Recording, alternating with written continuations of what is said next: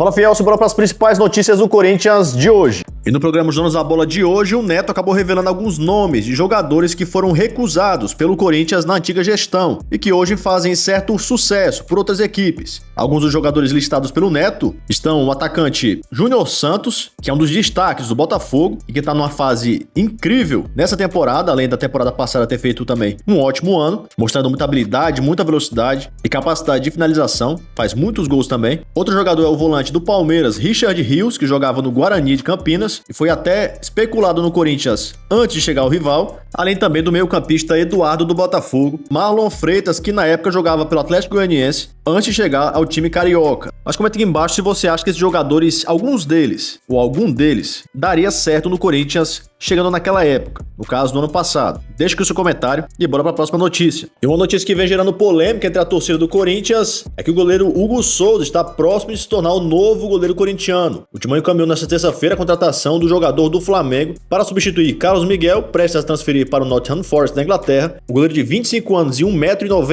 m de altura deve chegar ao Corinthians por empréstimo até o fim do ano, com opção de compra no final da temporada. Hugo foi revelado pela base do Flamengo e disputou 71 partidas pelo clube. Depois disso, ele foi emprestado para o Chaves de Portugal, clube da primeira divisão, onde atuou em 27 jogos. E essa notícia não tem agradado a torcida corintiana, pelo menos nas redes sociais, pelo fato de poder tirar um pouco do espaço do Matheus Donelli, que vem se destacando nos últimos jogos. A torcida até entende que o goleiro não é o ideal para o Corinthians, mas que merece oportunidades, até porque vem atuando muito bem, além de ter identificação com a torcida corintiana. Os corintianos também estão reclamando pelo fato do ex-goleiro do Flamengo ter saído do clube justamente porque não conseguiu se firmar. E na minha opinião, o Corinthians não deveria nem apostar 100% no Donelli e nem contratar o Hugo Souza. Deveria contratar um goleiro mais experiente para segurar essa bucha aí, que é ser goleiro titular do Corinthians, cara. Uma coisa é você ir bem em 1 ou 2, 3 jogos. E outra coisa é assumir a responsabilidade. E se o Corinthians continuar nessa má fase, o goleiro tem que ser bom e segurar a onda. Mas comenta aqui embaixo a sua opinião. E a informação do jornalista André Hernan vem gerado repercussão nas últimas horas sobre o Corinthians em relação ao técnico Antônio Oliveira e possíveis substitutos. Se liga só. Segundo o jornalista, a pressão dos bastidores do Timão pela demissão de Antônio Oliveira não cessa. O empate arrancado contra o Atlético Paranaense no último domingo deu apenas uma sobrevida ao treinador. Segundo ele, Cuca e Fernando Diniz vão fazer sombra ao trabalho de Antônio Oliveira no Corinthians.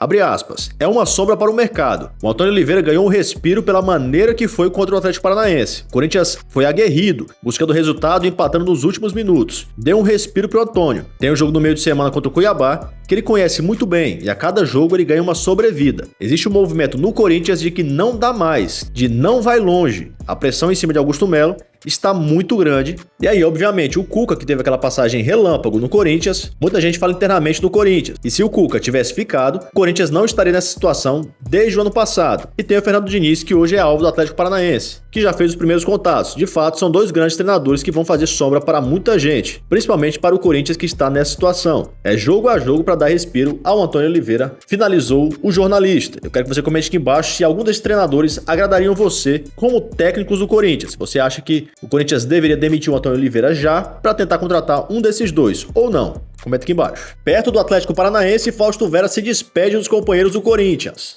O Atlético Mineiro avançou na negociação por Fausto Vera e faltam detalhes para o Galo anunciar o jogador. O Corinthians não confirma o acordo, mas o UOL apurou que a expectativa é vender por um valor entre 4 e 5 milhões de dólares, cerca de 21 a 27 milhões de reais. O Timão vai recuperar parte do que investiu por Fausto Vera junto ao Argentino Júnior. O meio-campista começou bem, mas não correspondeu às expectativas. E o Corinthians comprometeu a pagar 37 milhões de reais pelo argentino, mas atrasou as parcelas e ainda deve cerca de 17 milhões. A proposta do Galo é maior que esse débito. Em entrevista ao Benja no canal Benjamin Mútil, o Vessone detonou as gestões do Duílio e do Andrei Sanches. Se liga só no que ele falou nesse trecho aqui, inclusive foi compartilhado pelo próprio Benjamin Bach. Se liga só.